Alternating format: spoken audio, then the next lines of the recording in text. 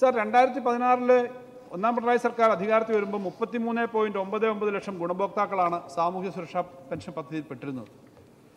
Sir അത് കഴിഞ്ഞ് 8 വർഷം കൊണ്ട് അത് 62 ലക്ഷമായിട്ട് ഉയർന്നു സർ നമ്പർ.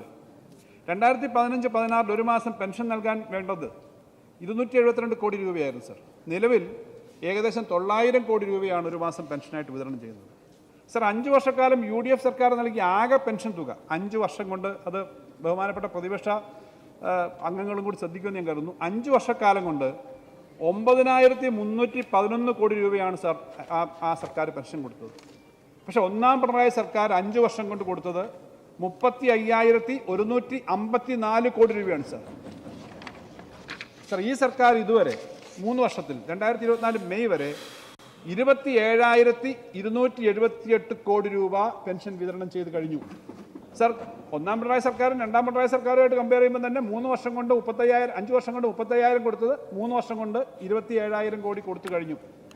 സർ ഈ തരത്തിൽ മുന്നോട്ട് പോവുകയാണെങ്കിൽ, ഇപ്പോഴത്തെ നിലയിൽ തന്നെ പോവുകയാണെങ്കിൽ 50,000 കോടി രൂപയെങ്കിലും പാവപ്പെട്ട പെൻഷൻകാർക്ക് ലഭിക്കും എന്നുള്ളതാണ് 5 വർഷം കൊണ്ട്. അതാണ് സർ കണക്ക്. അത്രയും കൊടുക്കുന്ന ഒരു സർക്കാരാണ്, കൊടുത്തുകൊണ്ടിരിക്കുകയാണ് സർ.